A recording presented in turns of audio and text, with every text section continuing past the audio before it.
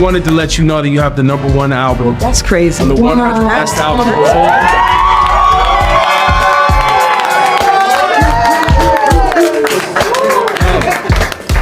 And I think it's important that you know that we understand what you gave to all of us, to music, to hip hop, to culture, to black people, right? It's very important, and for people to vote for this just shows it was worth it, because you touch people in a real way.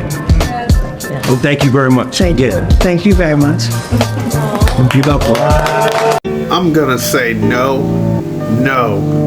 and hell no. This is what got her ego so inflated in the first place. In case you don't know, this is the album in question. So Apple Music, I guess they were bored or needed some attention. They decided to put out the 100 best albums of all time, I guess. And #1 is The Miseducation of Lauryn Hill. Nah. I'm saying we're gonna bypass. Let's just start with The Chronic. The Chronic, which changed music. Let's go to the Marshall Mathers LP, which challenged freedom of speech. And these can all be argued. But for them to definitively say, yep, it's The Miseducation of Lauryn Hill. And I was there. I'm not talking from what I heard. I remember hearing this album, on tape in my mom's Miata. You feel me? Date myself way back. And it had the slaps. I'm not gonna lie. I've listened to this with Earthy Hose, and it's done the job. I appreciate this album for what it is, but the #1 of all time, is this over Thriller? Over Purple Rain? Like, what are we doing? Is that real? Can you agree with this? Do you agree with this? And I feel like this is the whole energy that she had when the album came out. It was like she was on top of the world and everything. They, like, even Chris Rock at the VMAs, they had her rehearsing 100 times. He's like, yo, I think she gets it. And it was like she was the queen of the world. And I get it.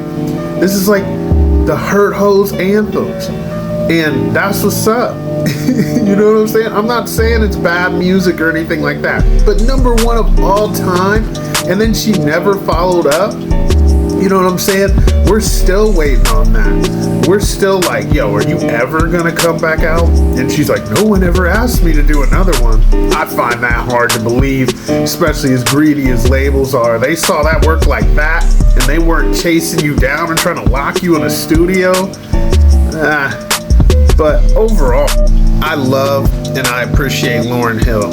Definitely a crystal tarot card baddie, an original. But this is a rating. This is why lists are so stupid, because people are always going to argue. But this is just like, who cut the check? Like, what happened? This is a crazy what? #1 over everything all time? I can't see it. I can't. Nah. Like I said, I just named a few, but I'm just gonna wrap. Nothing else registered. Like, even on the side of one of the Adele albums, one of those was like crazy. I think it was 21 or 25. I don't know. You'd have to tell me. There's just so much music out there that's timeless. Not saying this isn't, but yeah, I'll never get on the train with #1. I feel like this is a crazy shout out that, yeah, it's just not warranted. It's not hers. It's just them trying to do what I'm doing now, spark conversation, get people like, nuh-uh. So I'm falling in the trap, but y'all definitely let me know what y'all think. What's your picks for #1 album of all time? Is this your pick? If it is, please break it down and explain it. Maybe I'm missing something entirely and I'm open to being wrong.